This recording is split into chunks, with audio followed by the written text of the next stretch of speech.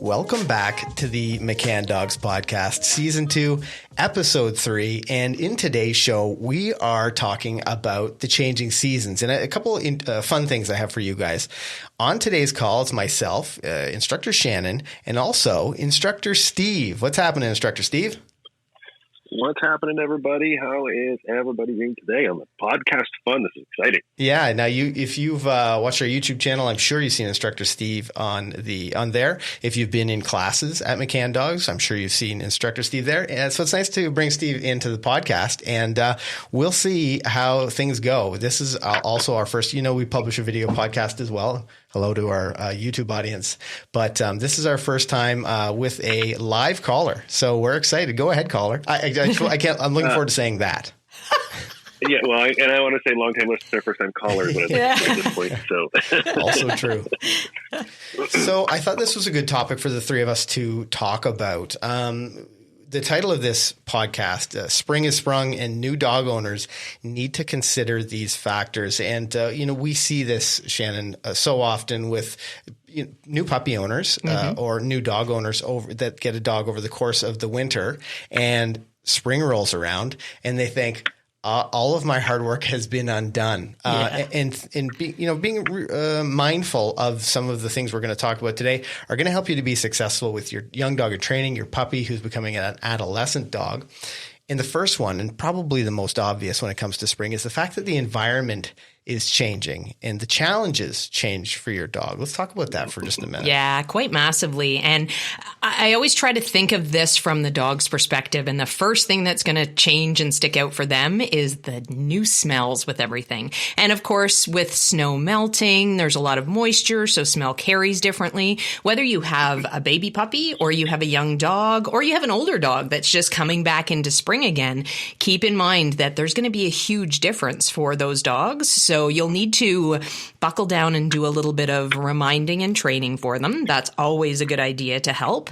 And you'll also need to keep in mind that they might have a harder time with some of this stuff because the distractions are so much more intense than they were. So be fair to the dog. Take a step back, go back to your teaching, go back to helping, go back to showing if you need to, and then see how things go. You might get out and about and things might be wonderful because maybe it's their third or fourth spring, but chances are it's going to be something that takes them for a little bit of a loop. So take your time and help them out.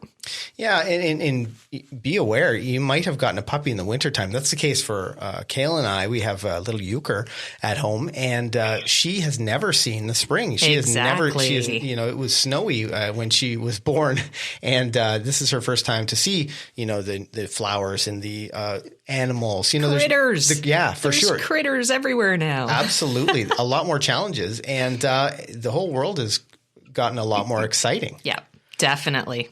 Steve, what's some of the interesting challenges you've seen, as teaching our in-class students? Have they mentioned any changes or challenges that they've had as spring has come about?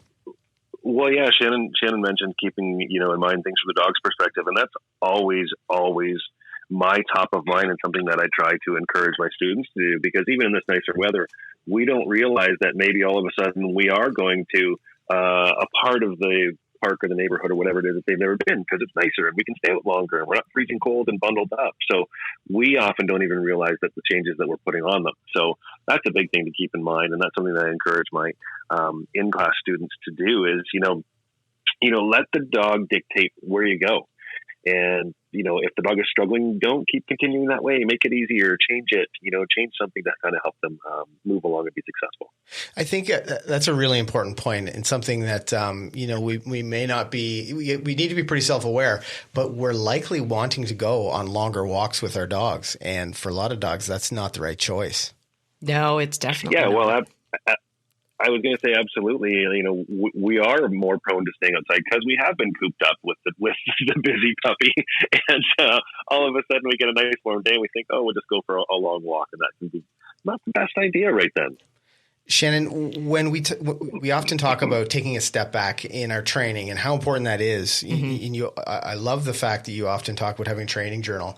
And as a dog owner who's looking to be successful, give my dog the best information possible, Talk about that, taking a step back in your training to help your dog to be successful with walking on leash. Yeah, you bet. If you are already in a position where you're taking that dog out and about in your neighborhood, you're walking them on leash, they've got nice walking on lead skills, they know how to maintain a loose lead or walk nicely at your left-hand side, consider the challenges that are now going to be present for your dogs when you go out on walks. And you might bring along some more tempting treats. You might bring along some higher value rewards for that dog. So that dog is going to be well versed in walking, but the distractions are going to give that dog a little bit of a challenge on your walk. So having something to say, hey, you have done a fabulous job. And if you hang in and you don't pull and you pass other dogs without causing a fuss and you don't lunge at that squirrel as we're walking, I'm going to make sure I acknowledge that. And we like to, with dogs that have well-established skills, we like to use yes to mark what we like and then pull food out to reward them. So we have to get the behavior we want first with a dog who's got lots of experience and then follow through with a reward for them giving us good behavior. When you're working with a younger dog who maybe doesn't have the experience and the skills yet in terms of walking on lead nicely, they don't really understand how to walk on leash nicely. This is a dog that I'm not going to challenge by going all through my neighborhood. I'm going to stay close to home. I'm going to rely on success dictating how I progress from there. And I'm going to make sure that I take the time to actually teach my dog what my expectation is. Keep in mind that when we go out on a walk with a dog who doesn't understand how to walk nicely yet, their head is in a completely different space than ours is. They're thinking about chasing the critters, smelling the grass, peeing on things. They're excited about all of those things. So we need to be more interesting than all of those things, and we need to be fair to the dogs and teach them what we actually expect. I think that's such an important point. And when you are out walking with your dog, so much of your effort and attention should be focused on some of the things around you, because being proactive in these situations is so much more effective than being reactive. Waiting, it's much more important that you get the dog's attention and turn them away before you get too close to a distraction, rather than try to fix the problem after they've made the wrong choice. And part of this, we talk a lot about giving the dog clear, consistent information. And it's pretty unreasonable to take a dog in training for a walk around the entire park in that heeling position. Steve, you recorded a video, shot a video for a YouTube channel that talks about kind of 3 styles of walking on leash. And maybe we can talk a little bit about when to use the 3 different kinds of walking on leash and why you need all 3. Yeah, well, it is important to keep in mind that, I don't, and most of the people that I know and that we work with on a daily basis, don't expect dogs to walk in perfect heel position all the time. That's not real life. It's not an obedience ring everywhere we go. Now, one of the things that I do like to make sure that we focus on is starting with teaching our dogs a very specific expectation that I can be clear with and reward often. So that is starting at my left-hand side. So when I'm teaching walking, I really focus on that because it's easy for the dog to be right. There's no decisions. We're luring to start, we're really setting things up to simply build value from moving in that position. But, Shannon just talked about a dog that might be a little older that does have some skills. The idea of giving my dog some freedom once they understand that A, not to pull on the leash, and B, they can do things like respond to their name, or they're starting to have a really good recall. Those are now tools that I can use to give my dog a little bit more freedom, but still have the control that I want. So, at that point, they're allowed to do what we call leash respect, which is simply not pulling the leash, whether that be on a 6-foot leash or a 20-foot long line. The dogs have a little bit more freedom to move, and it's a nicer way to take a dog. Now, the idea of the foundation, though, is that anytime things get a little too exciting or a little too overstimulating, I can go back to that foundation that I built on having that dog walk nice and close to my side. So, and that takes a lot of teaching to do it, a lot of time, and really a whole lot of consistency. And that's the big thing to keep in mind. You have to be consistent with these things. We just sort of had a brief touch on dogs, reacting to dogs pulling. And if you can, as you said, Ken, be a little bit more proactive and build value for doing the things with me, like the value is not just the food, the value is not just the toy, it's me as a person. If we can do that right off the bat, it allows me to give my dog some freedom, but then also make it a little bit more precise when I'm going, let's say, down a sidewalk past somebody pushing a stroller or something else, and then again give permission for a little bit more freedom. And it's a great way to sort of think about that walk instead of just taking my dog for a walk. It's all about teaching all the different skills. Yeah, I love that. And for me, that really tackles the whole issue of whether or not you should allow your dog to sniff on walks. And this is sort of something that is a confusion for lots of people. Should I allow them? I want them to enjoy their walk. But if I allow them to sniff, they end up pulling, et cetera, et cetera. So giving them clear information where you say, okay, we're doing a let's go now because there's busy things going on in the street. I can tuck my dog into my side. I can have control as we pass other dogs, or the stroller you mentioned, Steve, for sure. And then when I get to the park or when I get to a wide open space, I can use my leash respect, and I can even use a longer line to allow my dog to have a little bit more freedom. Absolutely love that. Yeah, I think one of the most underappreciated tools in our training tool belt might be the long line. Steve, would you agree with that? I know how much you like to use them. It absolutely is. And I mean, I'll be the first to admit, when I get a puppy, I buy a new long line. And every puppy gets a new long line because by the time the puppy's trained, it's tattered and torn and, it's in awful shape. But that's because I use it all the time. And it's such a valuable tool for allowing freedom, but still having control and being able to say, okay, just Shannon, as you talked about, we're in a busier spot now. So you do need to tuck in and we need to move. And, that it allows me to also set up the scenario of, okay, now you're permitted to go somewhere else, and it may be sniffing and doing other things. I will tell you, though, the other tool that I really think gets overlooked when we're talking about teaching walking is a response to name. A response to name cue is so valuable in so many different situations, including when we're out in the park. We think about leave it or all these other sort of reactionary, I'm using that term a little bit loosely in that. Yeah. But, if my dog knows to respond to their name and they know that really good things happen when they do, and they like to respond to their name, and I give a clear mark and I reward it with lots of fun and lots of praise, and I become the reward for the response name, I can then use that tool to fix all kinds of things in distracting scenarios. So, part of it is teaching the walking, but the other thing is taking time to teach all of the other skills that your dog can then understand how to learn, listen to your voice. And that's always my big thing. People get stuck on the walking, but I want to make sure that the voice is the thing, whatever it happens to be, whether it's let's go or a more casual with me or a response name or a leave it. Taking the time to teach those cues can really help in all those situations. Talking about being proactive and talking about going out for a walk with your dog, the opportunity to be proactive as you are approaching a distraction, using your dog's name to get some attention, asking for a sit, using your dog's name to let them know that you're about to make a right turn. For that dog in training, that's a great way to help your dog to be a little bit more successful. And Steve, as you mentioned, to be able to reward your dog just for checking in with you, it can be really valuable, especially as we're trying to, we talked about, I think, Shannon, maybe last week we talked about this, about showing our dogs that we're valuable in a world full of distractions where dogs are going to do what's rewarding.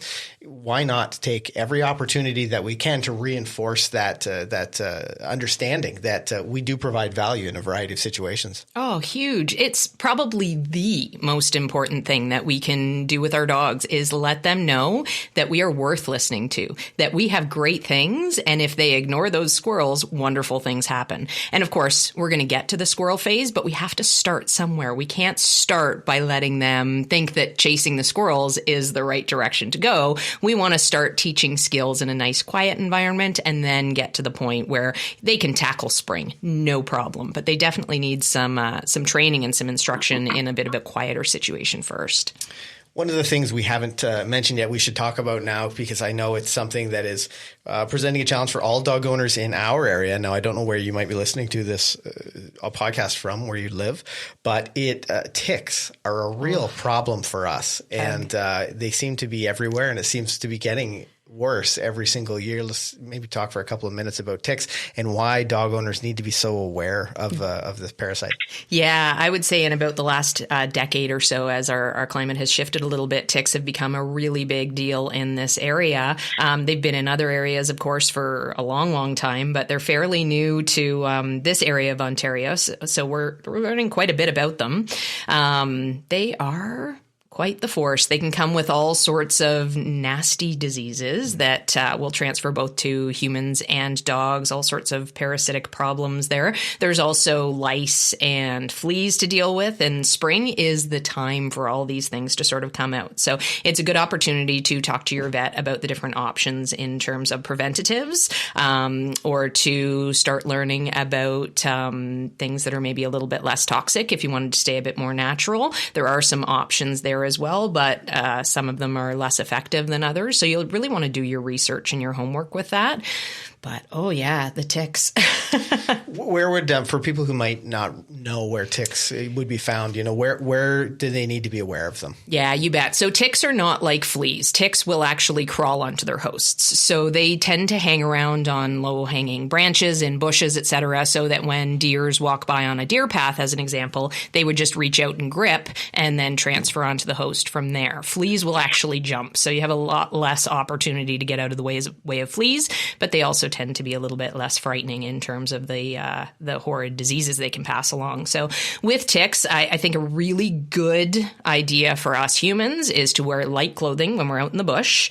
And as much as possible in the spring and in the fall months, those are the worst months for ticks and for, tick activity. We want to make sure that we are avoiding the bushy areas unless we are using DEET on ourselves. Please don't use DEET on your dogs. It is toxic for dogs. Yeah. Use DEET on yourselves. That'll keep you safe. And with the dogs, one of those preventative measures, I've used topicals before. I've never used the ingestibles with my dogs. There's a variety of reasons for that. It's a very personal decision. You can definitely chat with your vet about what you want to use.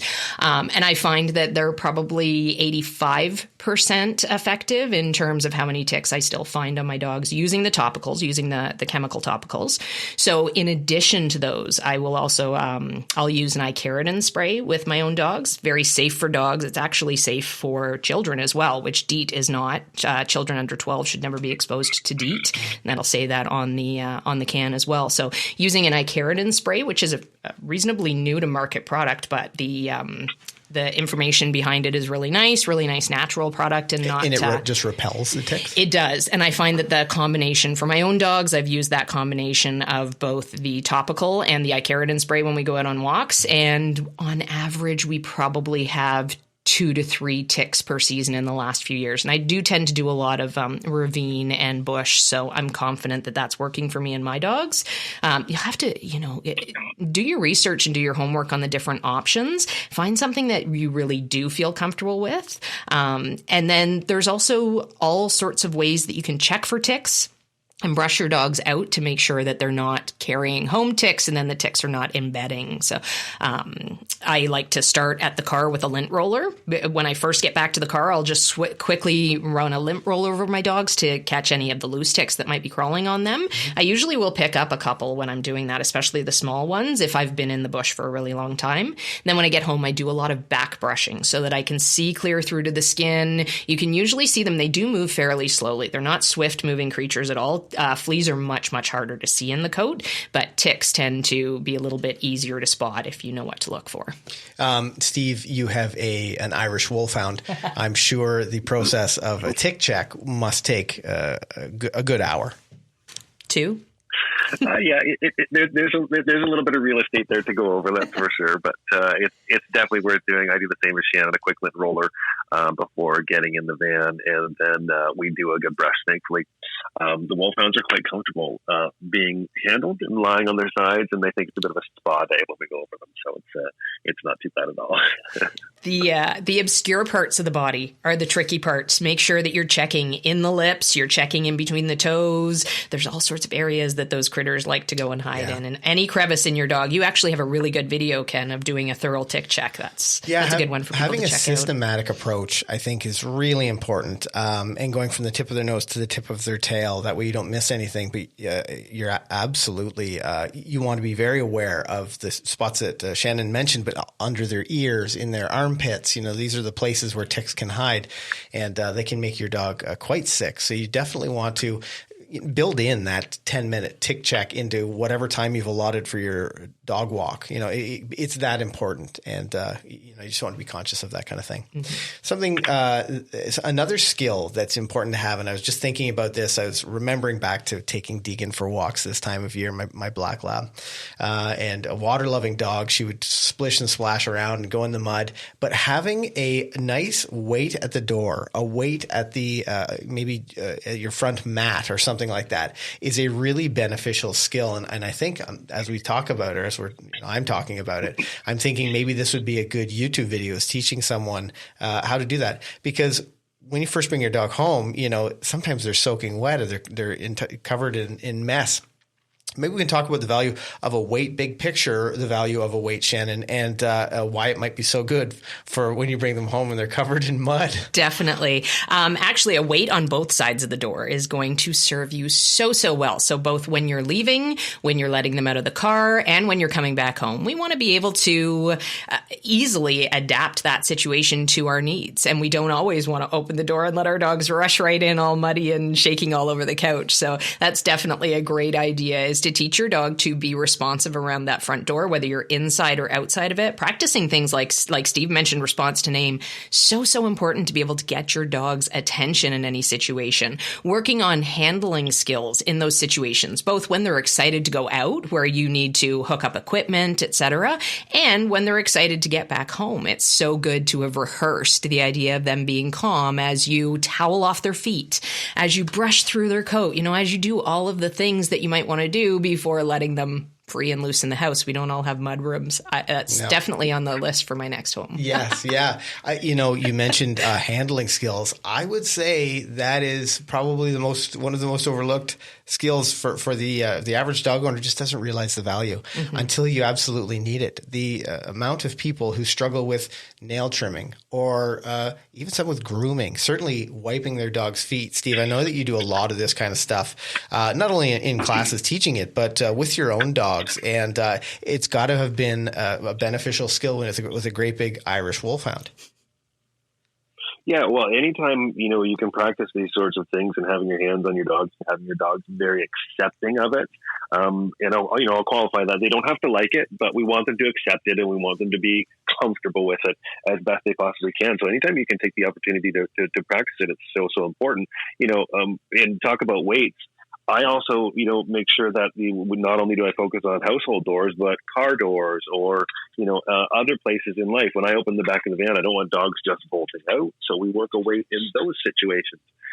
We work weights, when we're out and about. So let's say my dog has an understanding in the house and then maybe in the car.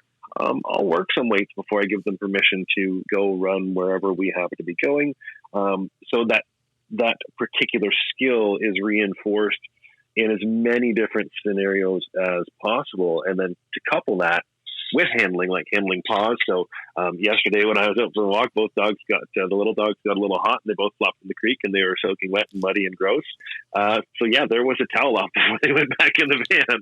I didn't want all that extra mud and extra water in there. So, anytime you can focus on those skills is such a valuable thing. Yeah. And if I can add to that, dog trainers tip, don't wait until these things are just happening naturally. Set out to do some training in these situations. Go out to the driveway and work your weights in the car. It's a great opportunity to rehearse what you would like your dog to do rather than just when there's the excitement of getting to the park, etc. If they have a little bit of history of practicing those skills, you're going to have such an easier time when you actually get to add some excitement to the mix as well. Shannon, you and I talked about this last week or 2 weeks ago. This is why dog trainers' dogs seem to train so quickly because we have an expectation that the dog will wait before, they're allowed to go outside or, that they know that we're going to give them information and it's kind of on our terms, not to be, iron fisted. I don't even know what the thing is. But rule with an iron fist. Rule with an iron fist. That's right. Yeah. It's about them getting something they want by putting in some effort and the value of those exercises. And it's so simple to do, to incorporate into your everyday activities with your dog, that it really speeds up the training process. It teaches them that it's worth listening to you. It's worth it. Definitely. And dogs need lots of repetition of everything that we are going to expect them to understand and do. And before we can expect them to take responsibility for these skills themselves, for example, my own dogs now, I don't have a dog that's young enough that I don't have the expectation that when I throw open the crate door in the car, they're not going to budge until I release them with an okay. So at this point, I mean, it's all gravy and it's all well ingrained because the dog has had enough rehearsal and repetition to learn that that's worthwhile. That's the expectation. And then occasionally it still gets reinforced at this point. So, I might once every couple of months rip open the crate door and then and feed my dog several times for being calm, even though I wasn't, etc. So great to get in those repetitions. Absolutely. Now I need to mention really quickly, our podcasts and every one of our podcasts is made possible by our online training programs. And Steve, you are one of our Puppy Essentials and Life Skills instructors. You do the weekly coaching calls. And, I've seen so many great videos and messages come from those students. As an instructor, what's the most rewarding part of this process in being an online training instructor for you? Well, I will tell you, to me, it's just like seeing people in class. And that's one of the things that I love about the online program is that we do get to engage with people one-on-one, and we build that personal relationship with them. And through that, we share their wins. We have our what we call Wednesday wins that Shannon started, and it's so great to see. Oh my gosh, my dog didn't do this last week, but guess what happened this week? I was struggling with this, and all of a sudden they weren't doing it, or all of the stories that we get. So it's making that connection with people and sharing in their successes, because, people don't naturally know how to do this. It's so good to be able to give people the steps and break it down in a manner that makes sense to them, but more importantly, makes sense to the dog and gets the dog on the right path. So it's a really, really, it's a ton of fun for me. I like it as much as I do my in-person classes, which I never thought I would say that, but I do say that now. Now you just get more love from all over the world, Steve. It's amazing. It's such a great experience. That's the other cool thing. I mean, we've got people from pretty much all corners of the world that we get to engage with every week. So it's really, really cool. When we first launched our online training and we started to see the growth and got to meet people from all over the world, I said that we had gone from essentially 7 cities, helping dogs from 7 cities to 7 continents. And that is the case now. I think we may have covered 7 continents, which is pretty cool. It's unreal. But anyway, so if maybe you're listening to this podcast and you're looking for some specific advice for your dog and you'd like the help of a professional dog trainer, check out the show notes below for our Puppy Essentials program for dogs under 5 months or our Life Skills programs for dogs over 5 months. Now, Shannon, we have covered some interesting tips for spring. Maybe we'll do a summer. Maybe we'll do a fall, dog training. I wanted to call this a spring training plan, but I thought people might be so aware of baseball that it would be a little bit distracting. So we'll see what this ends up being titled. But these are the kinds of things as dog trainers we think about when it comes to giving our dog great information and making sure that they are successful, setting them up to be successful. So I'm hoping that our podcast listeners are starting to think the way we're thinking as well. Yeah, help them be successful, guys. It's so rewarding to have a dog that you're helping to bring along rather than being frustrated because you're reactively trying to stop them from lunging at dogs or being excited out on the street and not really having a concrete job themselves. Absolutely. Steve, I want to thank you for joining us today. The tech worked well. You sounded great. And I'm excited for our podcast audience to meet you if they haven't met you previously on our YouTube channel. I love it. I'm looking forward to doing more of them. It's just another great medium, another great way to get our message and our ideas out to everybody and their dogs, which is even better. Mm-hmm. Absolutely. And I want to thank you guys for listening. If you are watching our podcast on our McCann Dogs podcast channel, I want to thank you for watching as well. On that note, I'm Ken. This is Shannon. Happy training.